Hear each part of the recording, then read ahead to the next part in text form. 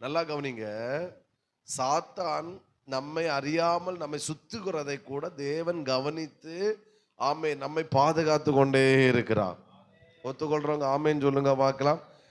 அப்படின்னா நம்ம நம்ம படுகிற கஷ்டங்கள் அவருக்கு தெரியாம இருக்குன்னு நினைக்கிறீங்களா?